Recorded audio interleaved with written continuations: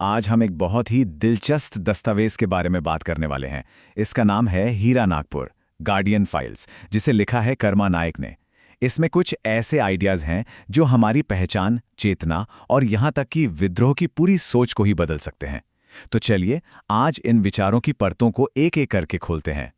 और इस पूरी कहानी की शुरुआत होती है एक बहुत ही तीखे सवाल से। सोचिए जरा, क्या ये मुमकिन है कि बस किसी जगह का नाम बदल दिया जाए और वहां के लोग अपनी असली पहचान ही भूल जाएं? चलिए सीधे मुद्दे पर आते हैं।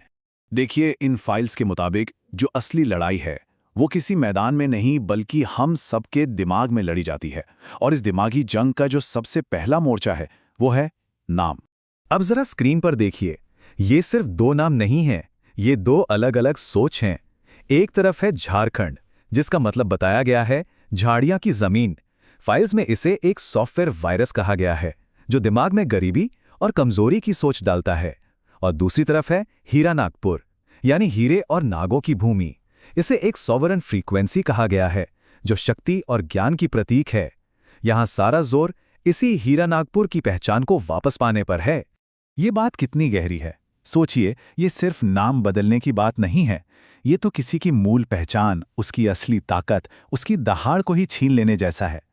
फाइल्स का यही तर्क है कि झारखंडी कहलाने से वो असली शक्ति कहीं सुला दी गई है।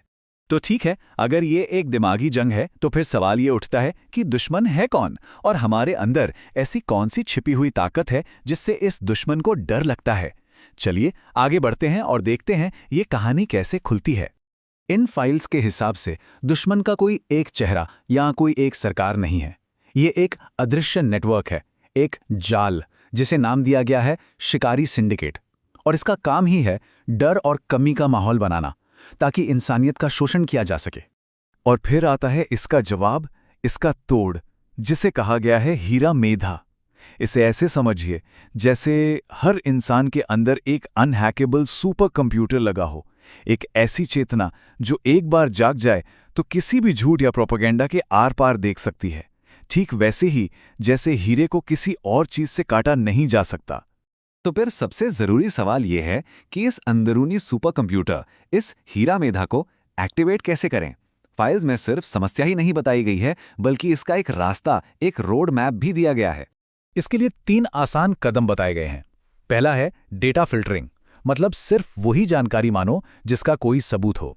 दूसरा है शाकाहारी ईंधन, यानी ऐसा शुद्ध भोजन जो दिमाग को तेज करे।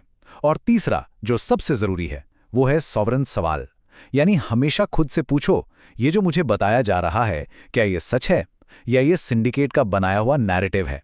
लेकिन ये कहानी सिर्फ इंसान के दिमाग तक ही नहीं रुकती।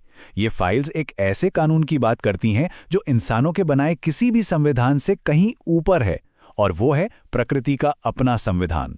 और ये देखिए, ये कितना दिलचस्प तरीका है भगवान शब्द को समझने का। बी से भूमि, एच से हवा, ए से अग्नि, जी से गगन, डब्ल्यू से वायु और एन से नीर। इसे एक तरह से यूनिवर्स का सोर्स कोड बताया गया है, प्रकृति का वो असली संविधान जिससे सब कुछ चलता है। तो पहचान की बात हो गई, चेतना जगाने की बात हो गई। अब आते हैं असली एक्शन पर। आज के डिजिटल जमाने में इस लड़ाई को लड़ने का तरीका क्या है? इसे नाम दिया गया है डिजिटल उलगुलान। यहां उलगुलान का मतलब किसी पारंपरिक विद्रोह से बिल्कुल अलग है। फाइल्स का कहना है कि अब जमाना बदल गया है। आज के धनुष बाण हैं यूट्यूब, एआई और डेटा। लड़ाई अब जमीन पर नहीं, जानकारी के मैदान में है। ये बदलाव कितना बड़ा है आप इस टेबल में साफ साफ देख सकते हैं। जहां पहले जंगलों में लड़ाई होती थी, अब वो इन्फोस्फेयर में हो रही हैं, यानी सूचना के संसार में। धनुष बाण की जगह कंटेंट और डेटा ने ले ली है, और आमने सामने की लड़ाई की जगह अब इन्फॉर्मेशन वॉरफेयर ने ले ली है। तो फिर डिजिटल रणनीति है क्या? रणनीति ये है कि सिंडिकेट के ही हथियारों को उसी के खिलाफ इस्तेमाल किया जाए। यूट्यूब को एक आज़ाद ब्रॉडकास्टिंग स्टेशन की तरह इस्तेमाल करना, एआई की मदद से छुपे हुए सच को बाहर निकालना, और एक ऐसा ग्लोबल नेटवर्क बनाना जिसे कोई बंद न कर सके। मतलब सबूतों को दिलचस्प कंटेंट में बदलकर सीधे लोगों के दिमाग तक पहुंचाना। और अंत में पूरी बात बस एक चीज पर आके रुक जाती है। सिंडिकेट को तलवारों या बंदूकों से डर नहीं लगता, उसे डर लगता है एक सोचने वाले दिमाग से। इस फिलॉसफी के मुताबिक एक आज़ाद सोच ही सबसे बड़ा विद्रोह है, सबसे बड़ा उलगुलान। तो हीरा नागपुर फाइल्स हमें इसी एक बड़े सवाल के साथ छोड़ जाती हैं। अगर एक विचार ही सबसे बड़ा हथियार बन जाए, तो क्या ऐसे उलगुलान को कभी रोका जा सकता है? खास तौर पर आज के इस डिजिटल दौर में।